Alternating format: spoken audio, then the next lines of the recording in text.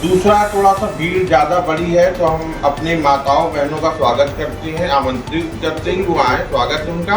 लेकिन जिनको हम लोग नहीं बुलाते हैं लेकिन लोग अपने स्वेच्छा से देवी देवताओं का स्वरूप बनाकर वहाँ नाचते हैं या विश्व प्रसिद्ध काशी की चिता भस्म होली इस बार 11 मार्च को मनाई जाएगी। बाबा महाश्मशान नाथ मंदिर के व्यवस्थापक काशी पुत्र गुलशन कपूर, जो पिछले 24 वर्षों से इस परंपरा को भव्य रूप देकर दुनिया के कोने कोने तक जन सहयोग से पहुंचाए हैं, मीडिया से बात करते हुए गुलशन कपूर ने इस कार्यक्रम के बारे में विस्तार से बताते हुए कहा कि काशी में यह मान्यता है कि रंगभरी एकादशी के दिन बाबा विश्वनाथ माता पार्वती का विदाई कराकर अपने धाम काशी लाते हैं, जिसे उत्सव के रूप में काशीवासी मनाते हैं और रंग का त्यौहार होली का प्रारंभ माना जाता है। इस उत्सव में सभी शामिल होते हैं, जैसे देवी देवता, यक्ष, गंधर्व, मनुष्य, और जो शामिल नहीं होते हैं वो है बाबा के प्रिय गण, भूत, प्रेत, पिशाच, किन्नर, दृश्य, अदृश्य शक्तियाँ, जिन्हें बाबा ने स्वयं मनुष्यों के बीच जाने से रोक रखा है।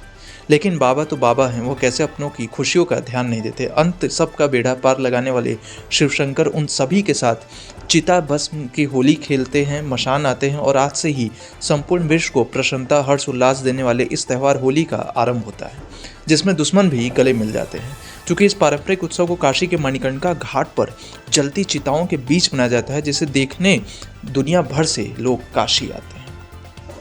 चिता भस्म की होली के दिव्य स्वरूप के विषय में वार्ता करने हेतु यहाँ आए हैं कि हर वर्ष की भांति इस वर्ष भी विशेष तौर पे चिता भस्म की होली दिनांक 11 मार्च को दोपहर 12 बजे के मध्याह्न आरती के बाद मनाई जाएगी। और इस होली में हम लोगों ने इस बार कुछ विशेष अपील भी जारी कर रहे हैं, क्योंकि भीड़ काफी हो जा रही है। तो इसमें सबसे पहले हमारी विनम्र हाथ जोड़ के ऐसे लोगों से विनती है कि जो लोग किसी भी देवी देवता का स्वरूप या स्वांग रच के आते हैं, ऐसे लोगों का प्रवेश इस आयोजन में पूर्ण रूप से वर्जित रहेगा। दूसरा, मैं अपने माताओं बहनों से यह अपील कर रहा हूँ वो भीड़ से थोड़ा सा बच के रहें, दूर से ही इस होली को देखें और दर्शन करें। क्योंकि इसके अलावा भी जो नशा करके लोग आने वाले लोग हैं, इन लोगों से भी हम लोगों ने अनुरोध किया है कि ऐसे लोग इस आयोजन में शामिल ना हों। इस परंपरा की बात करें कितने सालों से ये होली मनाई जाती है? ये अनादि काल की परंपरा रही है, जिस शास्त्रों पुराणों में वर्णित है कि भगवान शंकर का सबसे प्रिय श्रृंगार है वो भस्म है, और वो भी चिता भस्म है। इस विषय में आपको मैं बताना चाहूंगा कि हम लोगों के 12 ज्योतिर्लिंग में एक ज्योतिर्लिंग है महाकाल उज्जैन का। वहां तो आपने देखा हो एक आरती ही इसी भस्म से की जाती है। तो ये बहुत ही पवित्र भस्म होती है चिता भस्म की होली।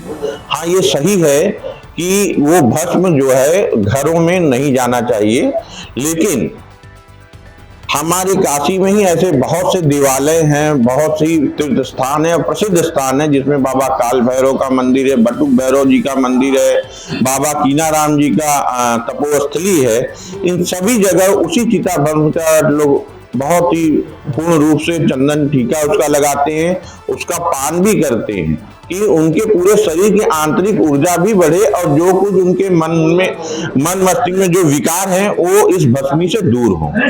तो इस तरह का कहना एक ये विषय है। दूसरा विषय कुछ लोगों ने उठाया, देखने में आया है कि महामशान मणिकर्णिका को वो लोग शोक का स्थान मानते हैं।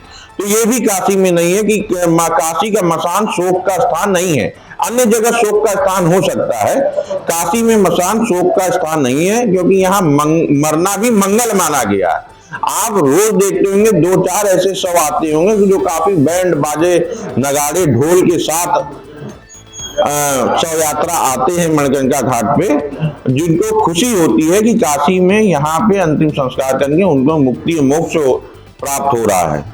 तो वो सभी तो यहाँ ऐसे मंगल स्थान को शोक का स्थान करके ऐसे लोग लग रहा है कि काशी को बदनाम करने के उद्देश्य से इस तरह के कुछ गिने चुने लोग हैं वो कार्य कर रहे हैं। और एक अच्छी, एक शुद्ध, एक पवित्र चीज को इस तरह से बदनाम करना, और आज का हमारा युवा वर्ग अगर उसको आध्यात्मिक शांति और देवत्व को प्राप्त करने का अगर एक स्थान उपलब्ध हो रहा है तो वो उनको नशेड़ी लग रहे हैं। तो ऐसा भी नहीं है कोई भक्ति विभोर होकर अगर नृत्य कर रहा है, झूम रहा है, तो उसको हर कोई को नशेड़ी ना समझा जाए।